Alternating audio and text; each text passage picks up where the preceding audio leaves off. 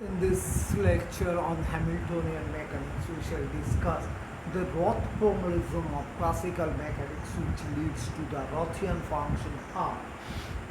This mechanism or this formalism is particularly suitable when there are cyclic coordinates present in the system. So the, we construct a function R which is a function of generalized n generalized coordinates. So we consider a system for which the degree of freedom is equal to n and 1 to k are cyclic coordinates. So there are n cubes of which q1 right up to qk are cyclic and the rest are not. So we define Routh function in such a way which is a function of all qi's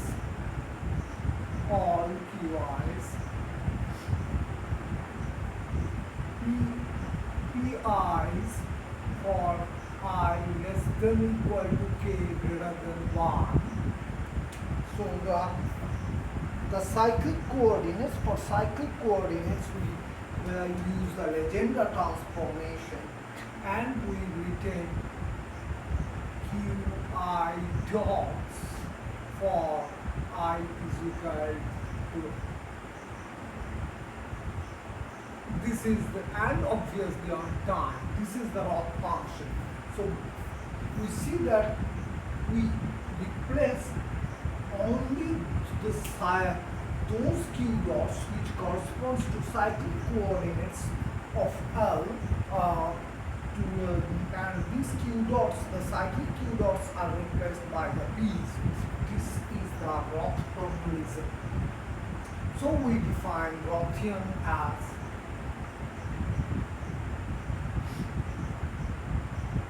qi dot pi from I is equal to 1 to k minus L. Then dr is equal to summation over I is equal to 1 to k qi dot pi dqi dot minus dl for dl we write I is equal to 1 to n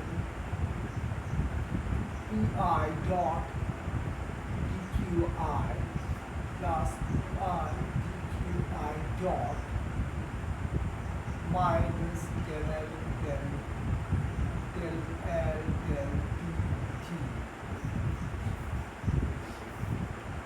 So we see that there is a cancellation and these qi's, dqi's are there for all.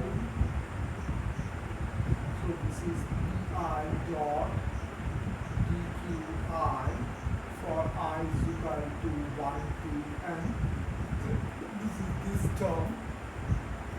Then we consider this term I is equal to 1 to k qi dot dpi dot dpi, and there is a partial cancellation of this term, so there is minus I is equal to k plus 1 to n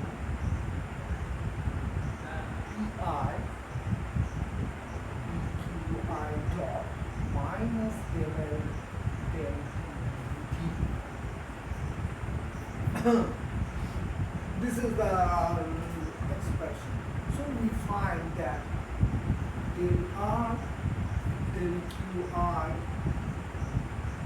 is equal to minus pi dot for I in the range. It's for all I. And now coming to this equation. Del R del pi del R del pi is equal to plus qi dot for I is in the range k to 1. This is this equation. And now coming to this equation. Del R del qi dot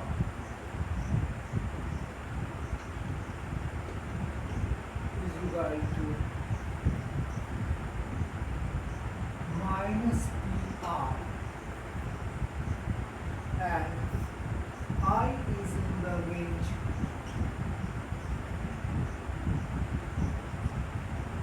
and for all cases del R del t is equal to minus del R del t. These are the equations. We can rearrange this equation in two sets. One set is for I less than k greater than 1. This is one set. And the other set is I less than n greater than k plus 1. So this part we consider the cyclic coordinate part over here is considered cyclic, and the non-cyclic coordinates are there. This is valid for all cases. So pi dot is equal to minus del R del qi, and this equation comes from this proof. Qi dot is equal to plus del R del pi, and this equation is valid over here. So del R del t is equal to minus del R del t. And for the other range, this equation is still valid. Pi dot is equal to minus del R del qi, and this equation will come into action. Pi is equal to minus del R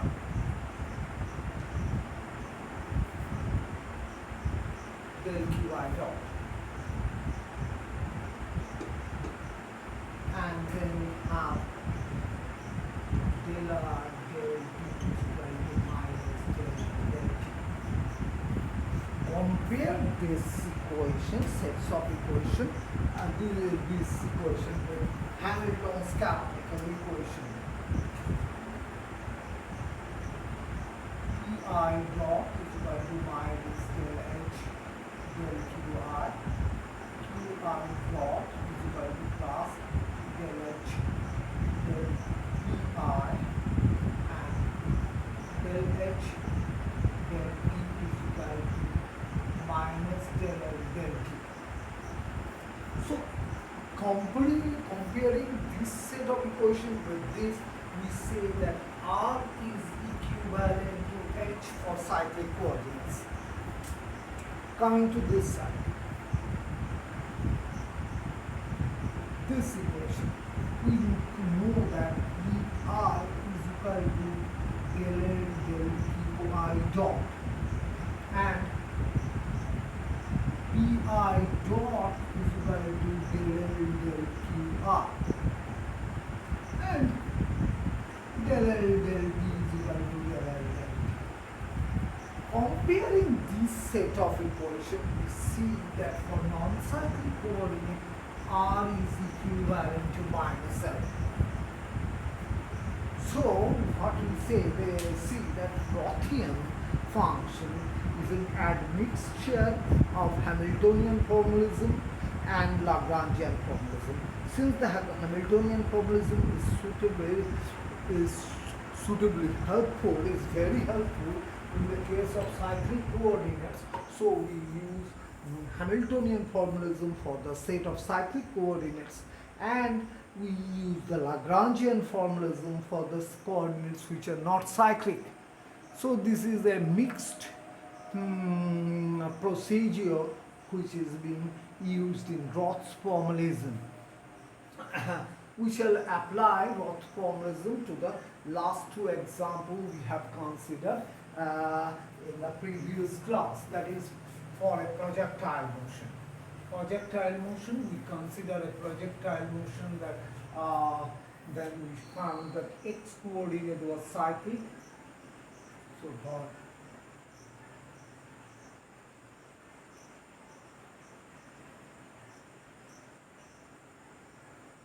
we define Routh function is x dot px minus L, so that it is px square upon 2m. Recall that L was half mx dot square y dot square minus mgy. So this is x part, then minus half my dot square and plus mgy. This is the Rothian for the projectile motion. And if we calculate the del r del px is equal to px by m, so this is x dot. Hamiltonian formalism we are using for x components, and px dot is equal to del r del x with a minus sign. So with a minus sign. So this is 0, as it should be, because we have to use this to be cyclic. And for world motion, we consider the Lagrangian formalism. So Py is equal to minus del r del y dot. So remember the negative sign with r is equivalent to minus L for non-cyclic coordinates. So this is my dot, and py dot is equal to minus del r del y. So this is minus mg. Actually, this means that the downward action, downward gravity action. Another very nice example is the spherical pendulum that we have dealt just now, and we see that p phi for spherical pendulum, phi is the cyclic coordinate. So coming to spherical pendulum, for example, as an example of Rothian function, R for spherical pendulum.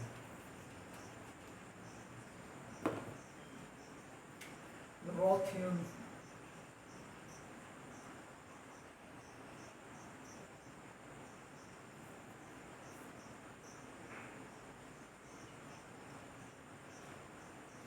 recall that for spherical pendulum it is half m L square theta dot square plus sine square theta pi dot square minus mg L cos theta was the Lagrangian, and p phi was del L del phi dot is equal to m L square sine square theta phi dot. And we define Rothian as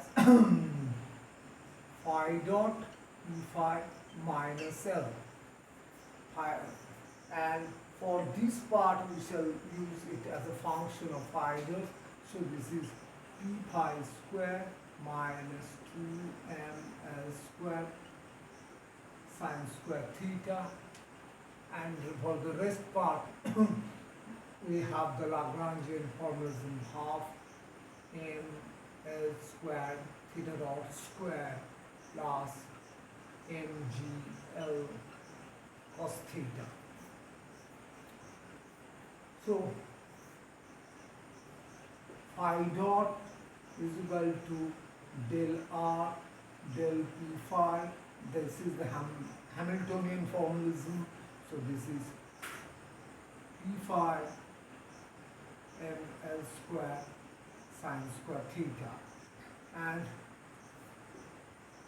p phi dot is equal to minus del r del phi is equal to 0. It is indeed because phi was the cyclic coordinate. Then p theta is equal to minus del r del theta dot. This is equal to ml square theta dot. Note that this is r is replaced by negative of Lagrangian, and p theta dot is equal to minus del r del theta, and there is a contribution, theta contribution coming from there. This is equal to p phi square cos theta ml square sine cube theta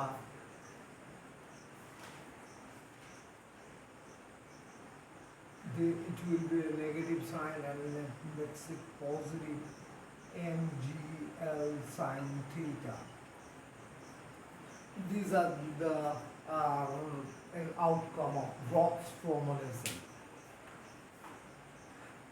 With this introduction to Routh's formalism, I come to one important thing: the representation space. The representation space of a dynamical system.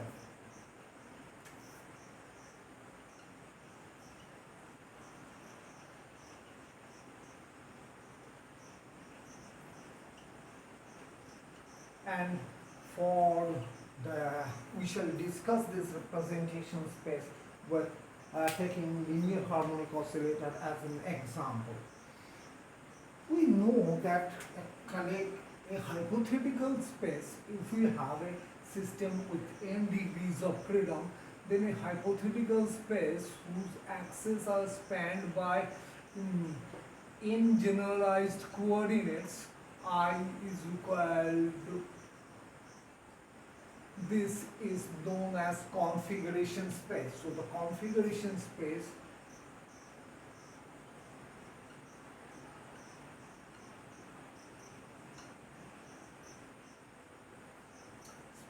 is ND space, and the axes are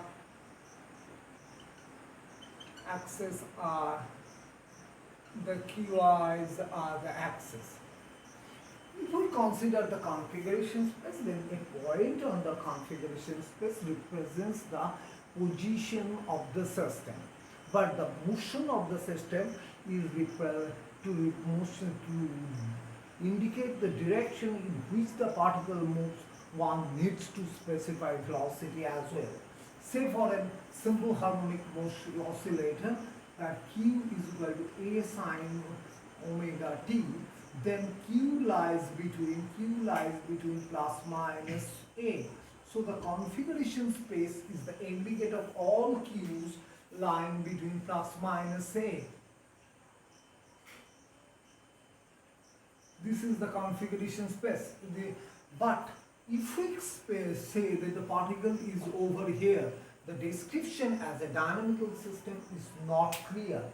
This is due to two reasons. First is, we do not know at which time the particle is over here. So time is not specified in configuration space.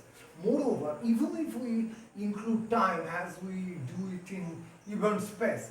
It is not clear in which direction the particle is moving, in this direction or in this direction. So to specify the direction, one needs to specify velocities as well.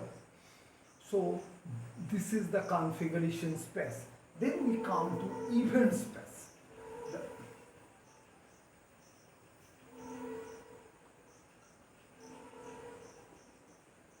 Event space, it is an n plus one dimensional space.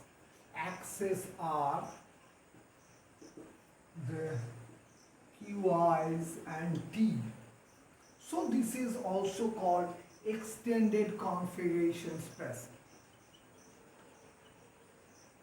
Extended configuration space.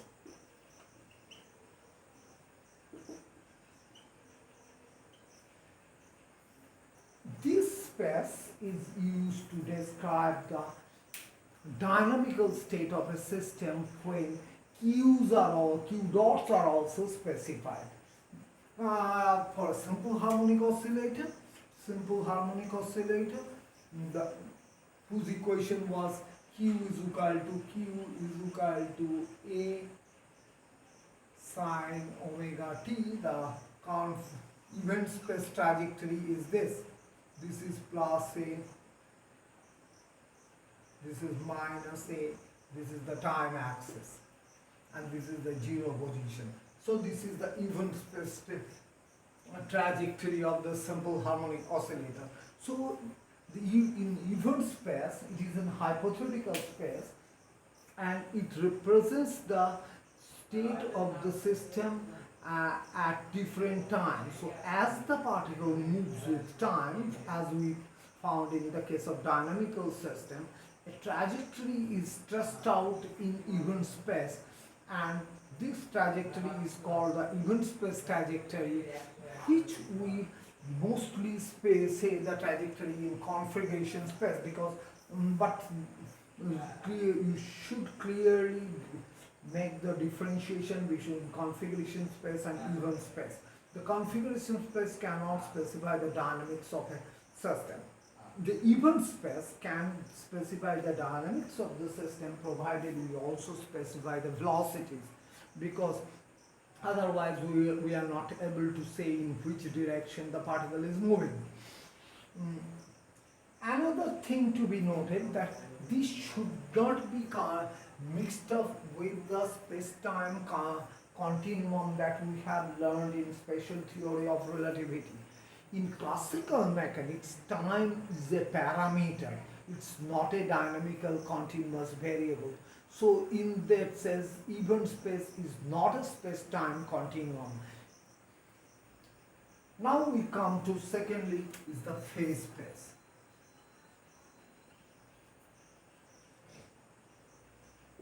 It is a 2n dimensional space. 2n space, the axes are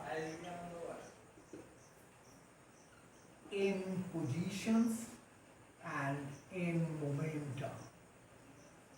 Configuration space. For the simple harmonic oscillator with NGE, we know that E is equal to P square by 2is m plus half m omega square q square. So we write it is P square by S square plus Q square by B square is equal to 1. So that A square is equal to twice me, and B square is equal to 2e by m omega square. And the phase space trajectory is, this is the Q, this is the P, it is a ellipse, this is from plus A to minus A, this is from plus B, this is from plus B to minus B. So this is the phase trajectory. So it is an elliptic trajectory. This trajectory, phase space trajectory, is extensively used in statistical mechanics. And Lastly, we introduce the state space. The last thing is the state space. This is a 2n plus 1d space. The axis of it are nq's, np's and t. So it actually represents the dynamics of the system, the dynamics of the system. Say for example this part, this case.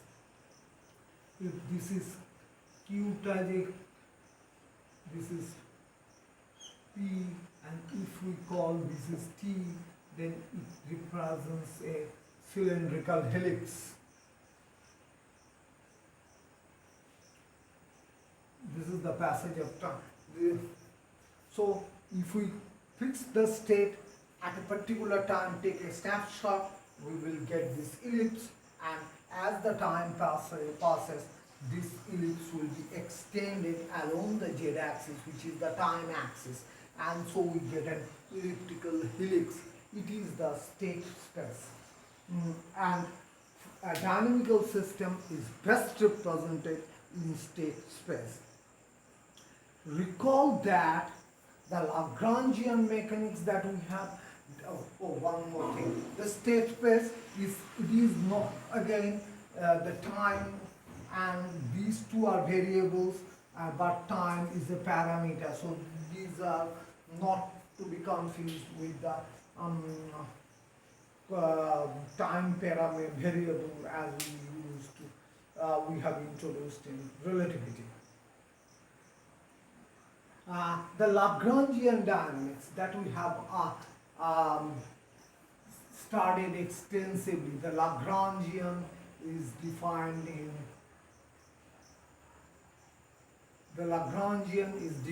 in even space, and the Hamiltonian dynamics is defined in state space.